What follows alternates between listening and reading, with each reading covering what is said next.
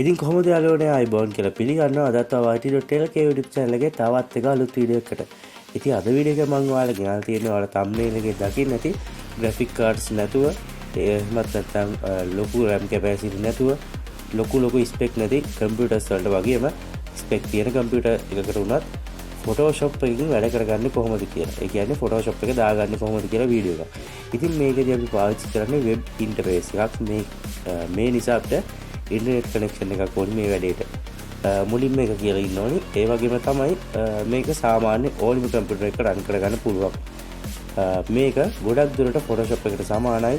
ඒ වගේම ඔයාලටම පේනවා Photoshop එකේ මේකේ අතර තියෙන වෙනස මොකද්ද? මේකේ තියෙන quality එකයි Photoshop එකේ තියෙන quality එකයි මොකද්ද කියලා. ඉතින් වැඩි කතා නැතුව අපි යමු වීඩියෝ එකට.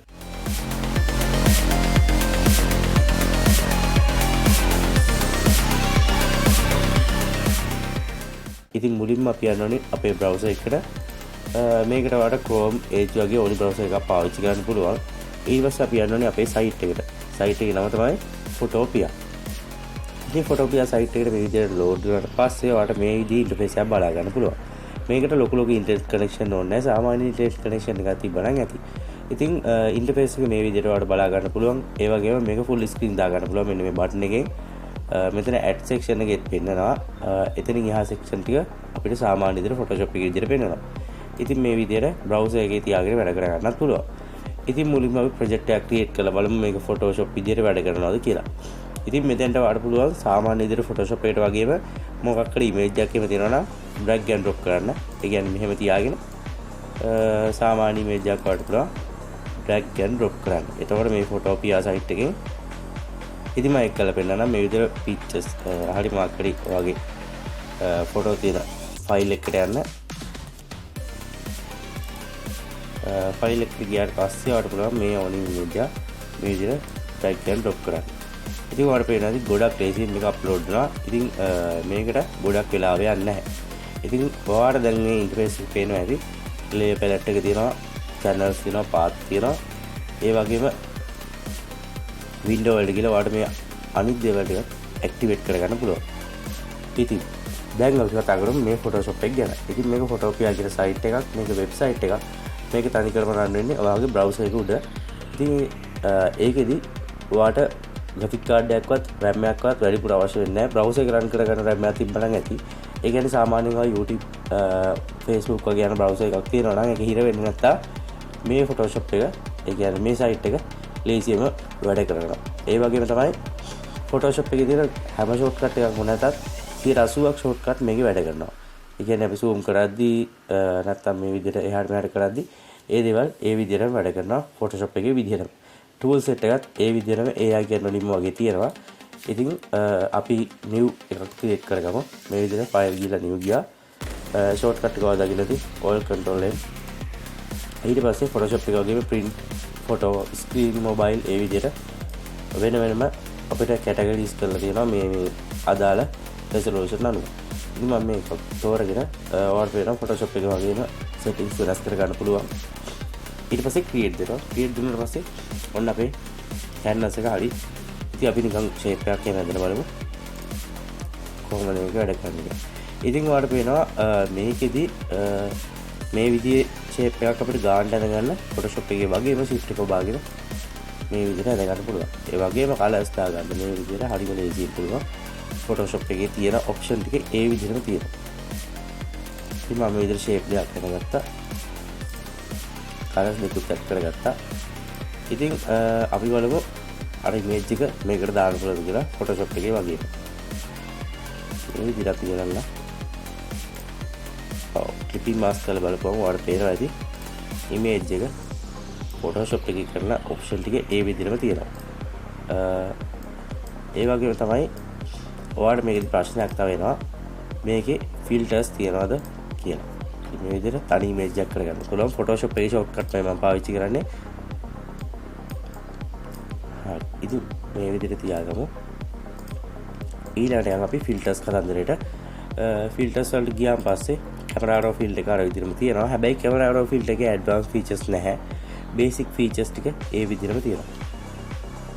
මේ විදිහට layer එක select කරලා filter එකට යන්න. ඉතින් කැමරා රව් ෆිල්ටර් එක කිසි ප්‍රශ්නයක් නැතුව ඕපන් වෙනවා. මේ තියෙන්නේ බේසික් ටික. ඉතින් මේ ටික ඒ විදිහට තියෙන ෆොටෝ එකක් සාමාන්‍යයෙන් හදාගන්න ඔයාලට මේ ටික ඇති. හරි. ඉතින් මේ විදිහට අපි ෆොටෝ එකක් හදාගත්තා. ඊට පස්සේ ඔයාලට තියෙන ප්‍රශ්නයක් තමයි ග්‍රේඩියන්ට් එක නම් මනම් තියනවාද කියලා. බෑග්ග්‍රවුන්ඩ් එකට ග්‍රේඩියන්ට් එකක් දාගමු. ඒක තියෙන එක හොඳයි.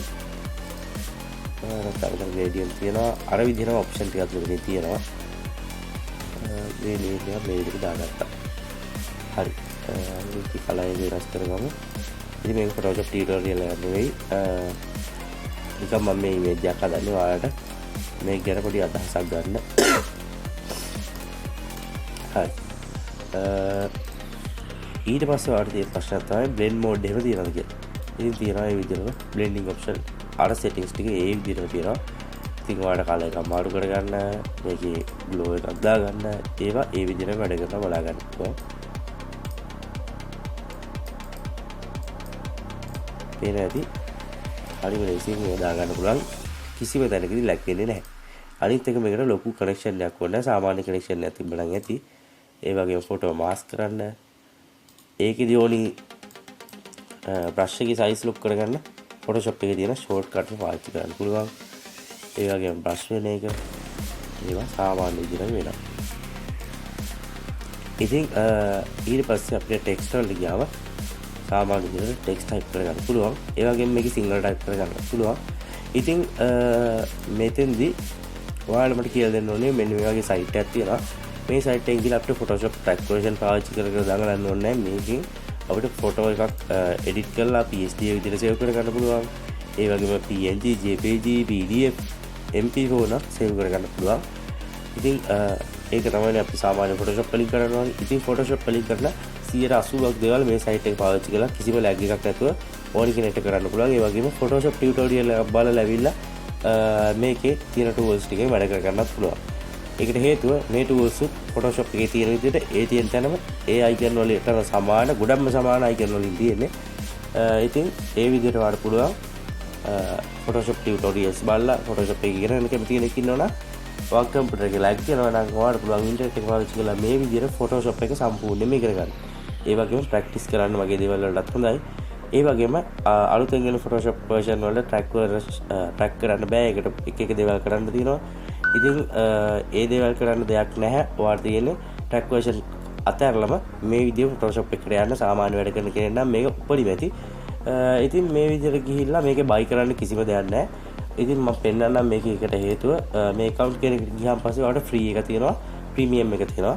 ඉතින් premium එකේ free එකේ වෙනස ඔයාලට බලා ගන්න පුළුවන්.